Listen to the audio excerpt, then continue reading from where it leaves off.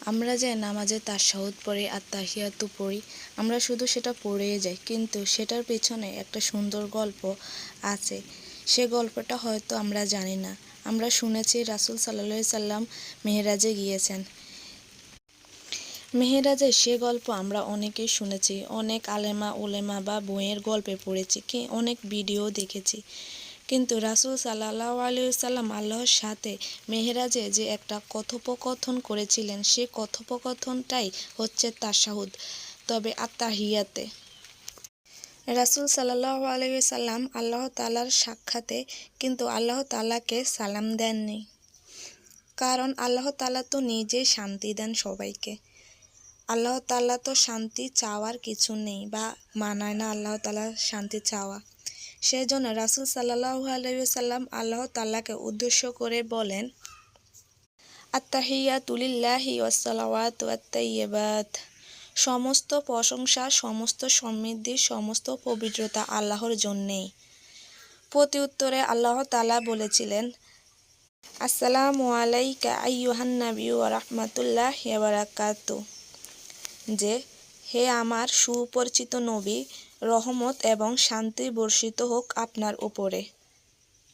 আসসালামু আলাইনা ওয়া আলা আলি ইবাদিল্লাহিস সলিহিন। আমাদের উপর শান্তি বর্ষিত হোক এবং আরও বর্ষিত হোক যারা সৎকর্মশীল। আল্লাহ তাআলা এবং রাসূল সাল্লাল্লাহু আলাইহি সাল্লামের সে কথোপকথন শুনে ফেরেশতারা সবাই বলে উঠল, আশহাদু আল্লা ইলাহা ইল্লাল্লাহ ওয়া আশহাদু আন্না মুহাম্মাদান আবদুহু ওয়া রাসূলুহু। আমি সাক্ষ্য দিতেছি যে আল্লাহ তাআলা ছাড়া কোনো মাবুদ নেই। রাসূল সাল্লাল্লাহু আলাইহি সাল্লাম আল্লাহর বান্দা ও রাসূল। তো আমরা ইবাদতে মজা পাই না, এই কারণেই আমরা আসলে ইবাদতের গল্পগুলো বুঝি না, শুনতে চাই না। আল্লাহ তাআলা সূরাতে কি বলেছেন এবং কি জানাতে চেয়েছেন আমরা সেগুলো জানি না, বিধায় আমরা নামাজে বা আল্লাহর ইবাদতে মজা পাই না। আল্লাহ তাআলার প্রতিটি সূরার পেছনে অনেক সুন্দর গল্প লুকিয়ে আছে, যেমনটা লুকিয়েছিল আত্তাহিয়াতে। তো আল্লাহ তাআলা আমাদেরকে সবাইকে তৌফিক দান করুক এবং সবার উপর রহমত নাজিল করুক। আমরা যাতে আল্লাহ তাআলার বর্ণিত সূরাগুলোতে বা নাজিলকৃত সূরাগুলো অর্থ সহকারে পড়তে পারি বা জানতে পারি।